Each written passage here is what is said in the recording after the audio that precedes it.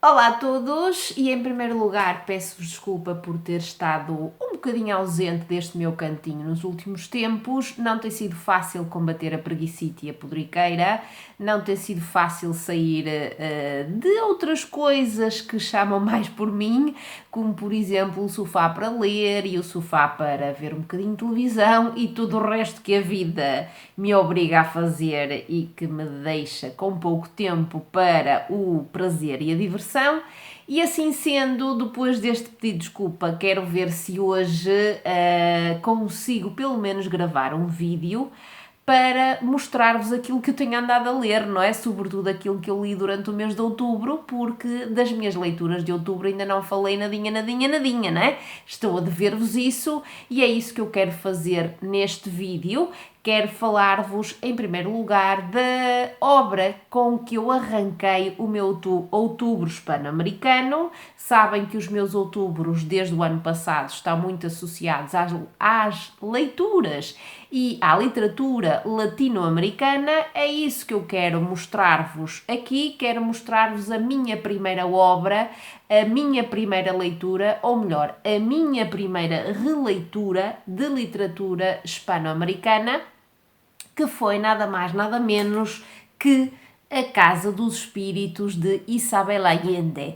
Esta releitura já estava pelo menos programada na minha cabeça há muito tempo, porque, como vocês já sabem, a relação com que eu tenho, ou a relação que eu tenho com Isabel Allende é muito feita de altos e baixos.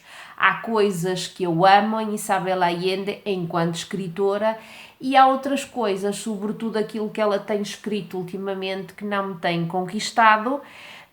E por isso, como não tenho sido conquistada pelas suas últimas obras, já tinha metido na minha cabeça que iria voltar aos seus primórdios, às obras que ela escreveu no início da sua carreira, para recordar e para mais uma vez me apaixonar por aquilo que eu sei que Isabel Allende tinha e que era aquele fulgor que eu sempre associo às latitudes hispano-americanas, aquela magia, aquelas personagens apaixonantes que eu hoje em dia, sinceramente, como já disse, não encontro nas suas obras mais recentes. Mas esquecendo essas obras mais recentes e fixando-me nesta que está aqui, era então uma releitura que estava há muito tempo programada, que eu ia protulando, mas que depois de ter visto a Catarina do canal A Farmácia Literária ter visto que ela leu esta obra em setembro e de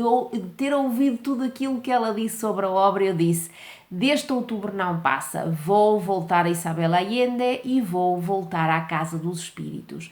E ainda bem que o fiz, porque foi sem dúvida alguma a melhor leitura que eu fiz para o meu outubro hispano-americano, que não correu assim como eu gostaria que tivesse corrido, mas depois eu falarei disso mais tarde, quando fizer o balanço mensal das leituras de outubro.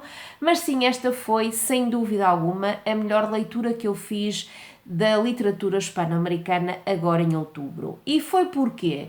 Porque lá está, tudo aquilo que eu amo em Isabel Allende está aqui presente. Esta foi a primeira obra que ela publicou. É para mim a sua obra-prima. Já li muito mais de Isabel Allende. Há outras obras dela de que eu gosto mesmo muito, que adoro, inclusive, mas esta para mim é a sua obra maestra, por tudo aquilo que ela tem, que é uma amálgama perfeita.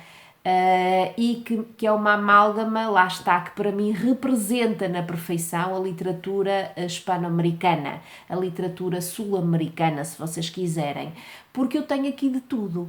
Tenho uma panóplia de personagens apaixonantes, inesquecíveis, mesmo daquelas que mexem connosco e que ficam connosco por muito e muito tempo.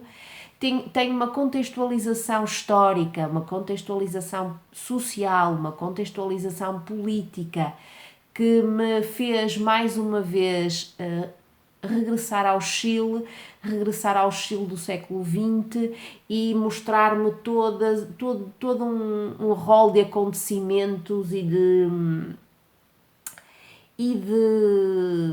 sei lá, e de tradições e de classes sociais, tudo aquilo que vocês possam associar a um país e a um determinado momento da história desse país. E é isso que está aqui, é um momento, por muito que seja doloroso, horrendo, repleto de pessoas a sofrerem, de pessoas desaparecidas, de muita morte, de muita ditadura. É um período fascinante e que a mim sempre me deixa empolgadíssima, e foi isso que eu encontrei aqui. E finalmente também encontrei nessa amálgama perfeita aquilo que vai um bocadinho contra quem eu sou, porque eu sou, como vocês sabem, alguém bastante crédulo, que não embarca muito facilmente em fantasias, e num lado mais místico e mais mágico, mas o lado místico e mágico que eu encontro em obras como esta de Isabel Allende põe-me sempre um sorriso nos lábios, e é então esse lado mais místico e mágico no qual eu embarco muito facilmente e que não me faz confusão nenhuma.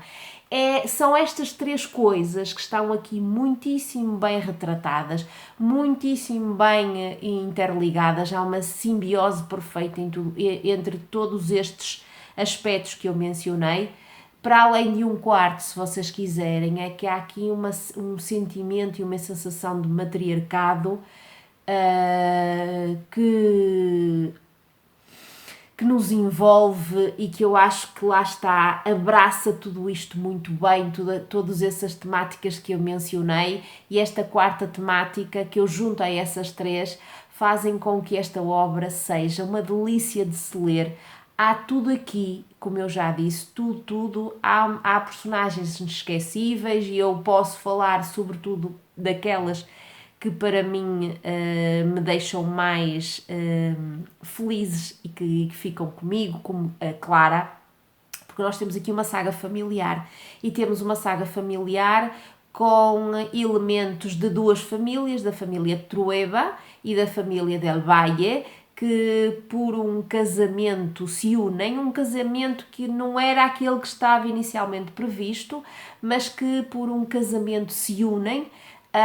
E então nós vamos conhecer muitíssimo bem os elementos dessa família, ou dessas duas famílias, sobretudo a partir do casamento que as une, e temos aqui personagens e sentimentos e sensações fortíssimas, algumas coisas um bocado polémicas, algumas coisas que mexem com as nossas entranhas, porque nós temos personagens como Esteban Trueba, que é uma personagem apaixonante, mas que tem o seu lado muito mau e o seu lado não tão mau.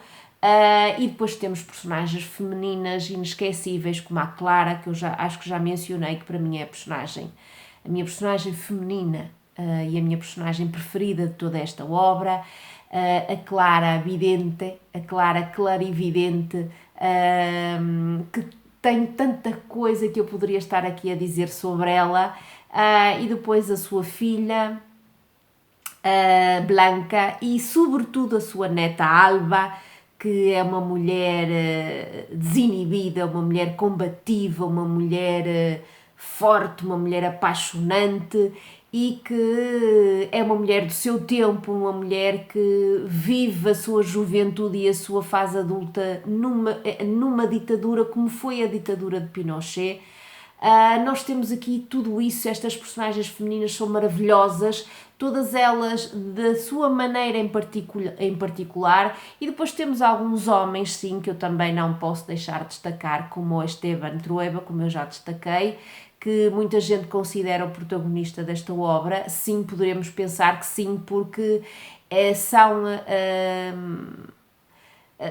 é a visão dele que nós temos muitas vezes, mas também temos, por outro lado, estas mulheres que eu acho que são ainda mais protagonistas que o Esteban Trueba, perdoem-me quem não concorda, e que fazem com que nós não consigamos apaixonar-nos por esta obra. É uma obra maravilhosa por tudo isso. Eu poderia estar aqui, como já disse e repito, minutos sem fim a falar da obra, minutos sem fim a falar das suas personagens, minutos sem fim a falar da passagem do tempo e de um Chile que nós encontramos aqui desde o início do século XX até à ditadura de Pinochet, toda uma desigualdade social que está sempre muito bem vincada, que se tenta combater, mas que uma desigualdade que, a partir do momento em que se tenta combater, vai levar e vai desembocar num golpe de Estado e na instauração da ditadura de Pinochet. É uma obra maravilhosa, é uma obra imprescindível e que eu recomendo sem reservas nenhumas, e inclusive que eu apelo e rogo para que vocês leiam, se ainda não o fizeram. Leiam, por favor, não se vão de maneira nenhuma arrepender, e acho que é a porta de entrada para Isabel Allende por excelência. Apesar de que talvez, se vocês lerem esta obra, se for a primeira que vocês leiam dela, depois tudo o resto que vão ler dela fica um bocadinho aquém, é verdade, mas eu continuo a achar que é esta que vocês têm que ler de Isabel Allende, se ainda não leram nada dela. E se já leram alguma coisa dela e ainda não leram esta, não sei o que é que vocês estão à espera, ok?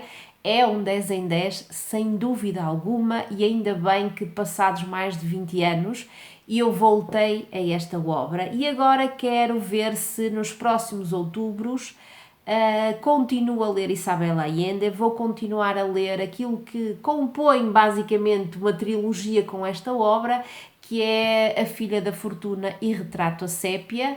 Também os tenho aqui na minha estante, e quero voltar a Isabel Allende com esses livros, que eu sei que na altura, quando os li, eles foram também leituras muitíssimo boas, muito apaixonantes, mas lá está, que não são esta. Mas quero mesmo muito lê-las e voltar a perceber porque é que há algum elemento de ligação entre essas duas obras que eu mencionei, ou seja, A Filha da Fortuna e Retrato a Sépia, com esta. E é isto, não sei mais o que vos dizer, acho que já falei o suficiente sobre esta obra. Digam-me aí em baixo nos comentários se sim, se falei suficiente, se consegui convencer-vos, e se vocês já forem daqueles felizardos ou felizardas que já leram esta obra, digam-me, por favor, aquilo que mais gostam dela, aquilo que querem destacar à viva força dela, se eu consegui destacar tudo ou não. E aqueles que ainda não leram, digam, por favor, se ficaram entusiasmados e se querem fazer essa leitura o mais breve possível, ok? Um beijinho muito grande e vemo-nos num próximo vídeo, muito provavelmente sobre outra leitura do meu Outubro Hispano-Americano. Tchau, tchau!